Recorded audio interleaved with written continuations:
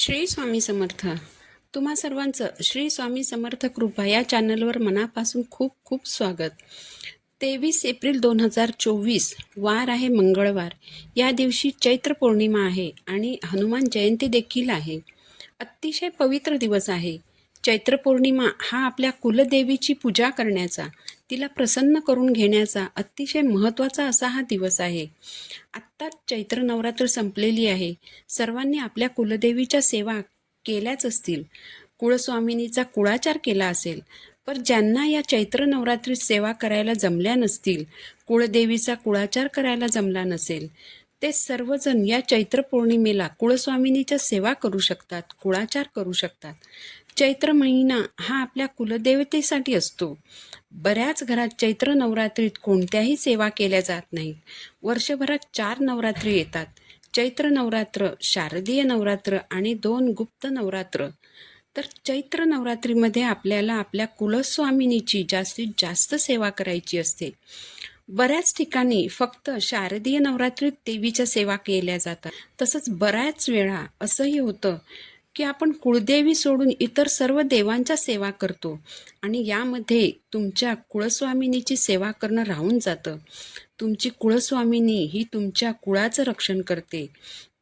तुमच्या कुळाचं रक्षण करणं हे तिचं कर्तव्य असतं. याबद्दल तिचे आभार मानणं हे तुमचं कर्तव्य असतं. तर कुळस्वामिनीचे आभार कसे मानायचे? तर याबद्दल तुम्ही तुमच्या कुळस्वामिनीच्या सेवा करायच्या असतात. तर चैत्र पौर्णिमेला तुम्ही तुमच्या कुळदेवीच्या कोणत्या सेवा करायच्या आहेत, कुळदेवीचा कुळाचार कसा करायचा आहे, हे आता आपण जाणून घेऊया. तर हे जाणून घेण्यापूर्वी तुम्ही जर माझ्या चॅनलवर नवीन असाल आणि चॅनलला अजूनही सबस्क्राईब केलं नसेल तर चॅनलला सबस्क्राईब जरूर करा. तर चैत्र पौर्णिमेच्या दिवशी सकाळी लवकर उठून स्नान करून घर स्वच्छ करायचं आहे. पाण्यामध्ये गोमूत्र आणि चिमूटभर हळद टाकून ते पाणी दरवाजाच्या बाहेर शिंपडायचं आहे. त्या पाण्याने उंबरठा स्वच्छ करायचा आहे. उंबरठ्यावर हळदीचं लेपन करायचं आहे. नंतर सर्वप्रथम घरातील देवांची पूजा करायची आहे. त्यानंतर कुळदेवतेच्या मूर्तीवर अभिषेक करायचा आहे. गंध, हळद, कुंकू वाहायचं आहे. अक्षता, फूल अर्पण करायचं आहे. तुमची जर कोणती इच्छा असेल, मनोकामना असेल आणि ती पूर्ण होण्यासाठी तुम्ही व्रत करणार असाल तर त्यासाठी संकल्प करायचा आहे. संकल्प करण्यासाठी हातात थोडंसं पाणी घ्यायचं, त्यात फूल, अक्षता, हळद कुंकू टाकायचं आहे आणि तुमचं नाव व गोत्र सांगून तुम्ही हे व्रत कशासाठी करणार आहात ते सांगायचं आहे आणि हे व्रत पूर्ण करून घ्यावं अशी कुळदेवीला प्रार्थना करायची आहे. त्यानंतर हे पाणी ताम्हणात सोडायचं आहे. हे पाणी नंतर तुम्ही तुळस सोडून इतर कोणत्याही झाडाला घालायचं आहे. यानंतर आई भगवतीच्या सेवेला सुरुवात करायची आहे. आई भगवतीची सर्वात उच्च कोटीची सेवा म्हणजे श्री दुर्गा सप्तशतीचं पारायण करणं. तर चैत्र पौर्णिमेच्या दिवशी तुम्हाला दुर्गा सप्तशतीचा संपूर्ण एक पाठ करायचा आहे. यामध्ये 13 अध्याय असतात. तर संपूर्ण एक पाठ करायला तुम्हाला 1.5 तास लागू शकतो. संपूर्ण एक पाठ म्हणजे देवी कवचपासून ते क्षमापरात स्तोत्रपर्यंत संपूर्ण पठण करायचं आहे. ज्यांना संपूर्ण एक पाठ करणं शक्य नसेल, कारण घरात लहान मुलं असतात किंवा इतर काही अडचणी असतील, तर त्यांनी सिद्धकुंजिका स्तोत्राचं 11 वेळा पठण करायचं आहे. सिद्धकुंजिका स्तोत्राचं 11 वेळा पठण केल्यास दुर्गा सप्तशतीचा एक पाठ केल्याचं पुण्यफळ मिळतं. परंतु ज्यांना दोन्हीही सेवा करण्यासाठी वेळ मिळणार असेल तर त्यांनी या दोन्ही सेवा करायच्या आहेत. त्यानंतरची दुसरी सेवा म्हणजे आपल्याला 21 लवंगांचा एक हार बनवायचा आहे. यासाठी 21 लवंग घ्यायच्या आहेत. फूल असलेल्या चांगल्या लवंग घ्यायच्या आहेत. यानंतर एक धागा घ्यायचा आणि या लवंगांचा एक हार बनवायचा आहे.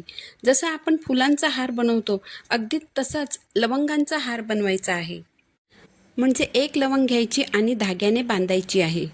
एक वेळेस एक लवंग अशा 21 लवंग धाग्याला बांधून त्याचा हार बनवायचा आहे आणि हा हार कुलदेवतेच्या मूर्तीला अर्पण करायचा आहे. प्रत्येक लवंग धाग्यामध्ये बांधत असताना तुम्हाला देवीचा जो कोणताही मंत्र येत असेल तो मंत्र तुम्ही म्हणायचा आहे.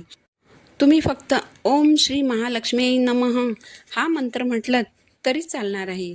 पौर्णिमेच्या दिवशी हा हार देवीला अर्पण करायचा आहे. दुसऱ्या दिवशी हा हार निर्माल्यामध्ये टाकायचा आहे. चैत्र पौर्णिमेला तुम्हाला कुंकुमार्चन ही सेवा देखील करायची आहे. जर तुमच्याकडे देवीचा टाक असेल तर त्या टाकावर, देवीची मूर्ती असेल तर त्या मूर्तीवर, आणि जर तुमच्याकडे श्रीयंत्र असेल तर त्या श्रीयंत्रावर तुम्ही कुंकुमार्चन करू शकता. आपल्या कुळदेवीला कुंकू अतिशय प्रिय असतं. कुंकुमार्चन करताना तुम्ही 16 वेळा श्रीसूक्त म्हणत कुंकुमार्चन करू शकता, किंवा तुम्ही ओम ऐं ह्रीं क्लीं चामुंडाय विच्चे हा मंत्र म्हणत कुंकुमार्चन करू शकता.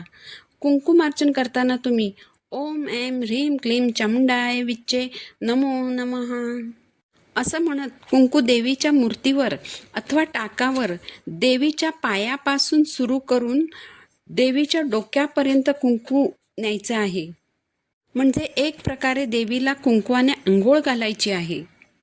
जर तुम्ही श्रीसूक्त म्हणत कुंकुमार्चन करणार असाल तर प्रत्येक वेळेस फलश्रुती म्हणायची गरज नाही.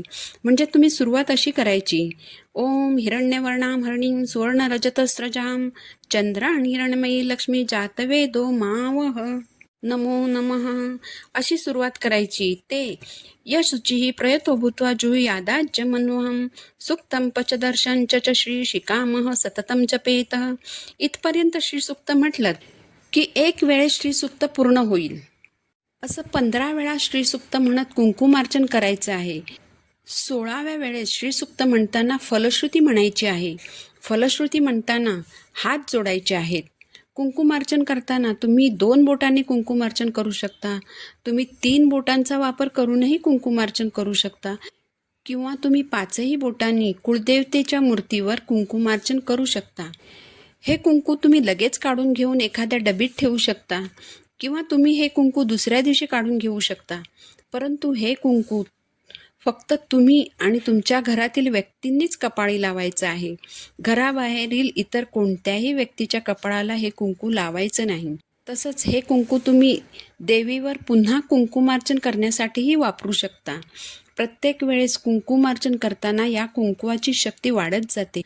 त्यामुळे हे कुंकू तुम्ही आणि तुमच्या घरातील व्यक्तींनीच कपाळी लावायचं आहे. यानंतरची जी सेवा आहे ती म्हणजे तुम्ही देवीला 21 लवंगांचं अर्चन करायचं आहे. लवंगांचं अर्चन करताना तुम्ही कमलात्मक मंत्र म्हणायचा आहे. कमलात्मक मंत्र असा आहे, ओम श्रीं ह्रीं श्रीं कमले कमलालये प्रसिद्ध प्रसिद्ध श्रीं ह्रीं श्रीं ओम महालक्ष्मी नमः हा कमलात्मक मंत्र आहे. मंत्र पुन्हा एकदा म्हणून दाखवते. ओम श्रीं ह्रीं श्रीं कमले कमलालये प्रसिद्ध प्रसिद्ध श्रीं ह्रीं श्रीं ओम महालक्ष्मी नमः नमो नमः. तर नमो नमः असं म्हणत असताना लवंग देवीच्या फोटोवर अथवा देवीच्या टाकावर अथवा देवीच्या मूर्तीवर देवीच्या चरणाशी अर्पण करायची आहे. दुसऱ्या दिवशी या लवंग काढून घ्यायच्या. या लवंग नंतर तुमच्या घरातील सर्व व्यक्ती रोज एक एक चगळून खाऊ शकता, किंवा तुम्ही चहात देखील टाकू शकता.